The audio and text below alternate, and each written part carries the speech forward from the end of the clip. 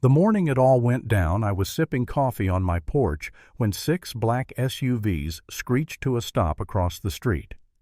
Within seconds, FBI agents in dark jackets flooded Patricia Lawson's front yard, our HOA president, self-appointed queen of Maple Ridge Estates, dragging out boxes of files while she stood there in her fuzzy slippers, screaming about community harmony.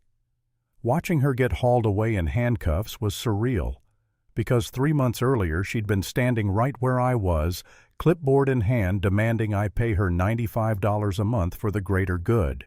I'm Daniel Foster. My wife Sarah and I moved into Maple Ridge Estates thinking we'd finally found our dream home, a white colonial on a quiet cul-de-sac, big enough for our 3 kids and our golden retriever Max. The lawns were manicured, neighbors waved, and the loudest thing at night was a sprinkler timer. It felt perfect. The only twist: thanks to a decades-old property line error, our house technically sat outside the HOA's jurisdiction. We weren't required to pay dues. We thought that was lucky. Patricia did not. She showed up the morning after we moved in, sharp as a blade in a cream-colored blazer, embroidered with HOA President in gold thread. Clipboard clutched like a badge of authority. She smiled that tight politician smile and told me that while our home wasn't technically part of the HOA, it would be in everyone's best interest if we paid the monthly dues anyway. $95, she said, like it wasn't even optional. I told her politely, "No thank you, we're good." Her smile froze. "Everyone contributes," she said, that edge creeping into her voice. "Neighborhood harmony depends on universal participation." I thanked her for her time and closed the door. That was the moment my peaceful life turned into a slow-motion nightmare. At first it was just flyers under my windshield, bright cheerful pamphlets about unity through compliance. Then the tone changed. Nonconformity hurts communities. One headline read, "Soon the mailbox started filling with little reminders. Failure to maintain standards affects property values." I'd look out the window and see Patricia standing at the edge of our yard, measuring tape in hand, squinting at our lawn like she was planning an airstrike. One morning I actually caught her crouched near my flower bed, measuring the distance between rose bushes. When I asked what she was doing, she said, perfectly straight-faced, "Optimal spacing preserves neighborhood value." I laughed. I shouldn't have. My wife Sarah thought it was harmless too, until Patricia began photographing our kids. She posted their pictures on the neighborhood Facebook page with captions like, "Unsupervised children lowering safety standards." That's when the laughter stopped. Then came the Facebook rants, long essays about outsider families who refused to contribute. She even posted fake charts claiming home values dropped 30% near non-compliant households. It was insane. I tried being the bigger man. Invited her over for coffee, offered banana bread, tried to reason with her. She smiled, thanked me, said she completely understood. And 2 days later a police cruiser pulled into my driveway. The officer told me there'd been a report about my fence being too tall. After measuring and finding nothing wrong, he sighed and said, "Mr. Foster, you're not the first. Patricia calls us about something every week. We've got a whole file on her." That's when it hit me. This wasn't just about money. This woman lived for control. Sarah told me to document everything. So I started snapping pictures every time she loitered near our yard or slipped another notice into our mailbox. But Sarah, she took it a step further. "See, she's a forensic accountant. Numbers don't lie," she said. "Let's see what she's hiding." She started digging through public records. According to Patricia, the HOA collected $95 from 142 homes, over $13,000 every month. But what did the neighborhood have to show for it? A few flower beds and a summer picnic with plastic forks. That was it. Sarah sent formal requests for financial reports. Patricia ignored every one. Instead, she started holding HOA meetings in her backyard, blasting the loudspeakers directly toward our house, ranting about families who refused to support the greater good. It got under my skin. I'd lie awake at night wondering, was I being selfish? Maybe I should just pay. Maybe that'd make it stop. But Sarah wasn't buying that.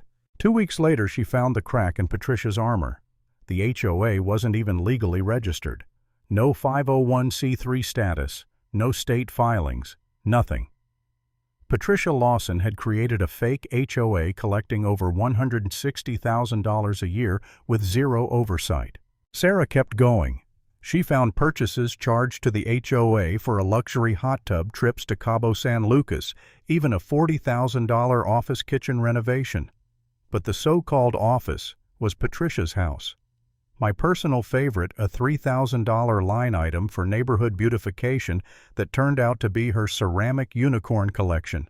Sarah built a full report, spreadsheets, receipts, cross-references. She even interviewed neighbors, and not a single one had ever attended a real HOA meeting. Patricia had fabricated them all. Every single one. When the report was done, Sarah sent copies to the IRS, the State Attorney General, and the FBI's White-Collar Crime Division. Then we waited. That's when Patricia went nuclear. She called animal control, said our dog was a public menace.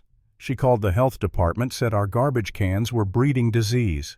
She told police we were running an illegal daycare because kids played in our yard. She even reported me to the fire marshal for unsafe grilling. It felt like living under siege. Every knock on the door made my stomach drop. I started doubting everything. Maybe we should move. Maybe we were making it worse. I told Sarah, maybe she wins. Maybe we just can't beat her. She looked at me and said, she's already beaten everyone else because they gave up. We're not them. And that was the moment I decided I wouldn't back down. A few weeks later, Patricia made her biggest mistake yet.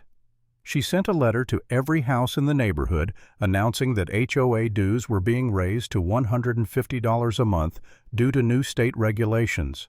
The letter looked official, full of legal threats, wage garnishment, property liens, the works. It terrified people. One of our neighbors, an elderly widow, came to me in tears because she couldn't afford the new fee. A young couple down the street had a baby in the hospital and were scared they'd lose their home. That's when another neighbor stepped up, George Hoffman, retired federal prosecutor. George started making calls. When he compared his findings with Sarah's, the full scope of Patricia's scam came to light. Not only had she embezzled over $400,000, she'd also falsified every record, invented a fake board of directors, and even named herself president for life with a $60,000 salary. One of her board members was literally named Jennifer Excellence. Turned out, that was the name of Patricia's childhood doll. George still had friends in law enforcement. Within days, the FBI picked up Sarah's report for a full investigation. And then came that Tuesday morning. I was on my porch when the SUVs rolled up. Agents swarmed Patricia's house. You could hear her shrieking from across the street. They carried out file boxes, hard drives, even a ledger from her attic, her real accounting book handwritten. Every expense, every stolen dollar. One note even said, expand operations to neighboring HOAs. When they finally let her out, she was still yelling, "This is all a misunderstanding." He started it. She pointed straight at me. If he'd just paid his fair share, none of this would have happened. Her voice cracked desperate as they pushed her into the back of the SUV. A few weeks later, I watched her in court. The prosecutors laid everything bare: mail fraud, wire fraud, tax evasion, racketeering. They even showed pictures of that ridiculous boat she bought with HOA money, the one named Community Pride. The judge raised an eyebrow and said, "There's no lake in Maple Ridge Estates." Patricia tried to say the boat was for community lake patrols. The jury laughed. She was convicted on every count. The judge, clearly done with her drama, sentenced her to 5 years in federal prison and ordered nearly $500,000 in restitution. When they took her away, she broke down sobbing, screaming that Maple Ridge would crumble without her, that property values would crash, that we'd regret it. But as the courtroom doors closed behind her, something shifted. For the first time in months, our neighborhood was quiet. No flyers, no notes, no measuring tapes or police visits. Just birds, kids laughing, and the breeze moving through the trees. That silence, it wasn't empty. It was freedom. And you know what I learned? Sometimes the loudest voice demanding harmony is the one holding everyone hostage.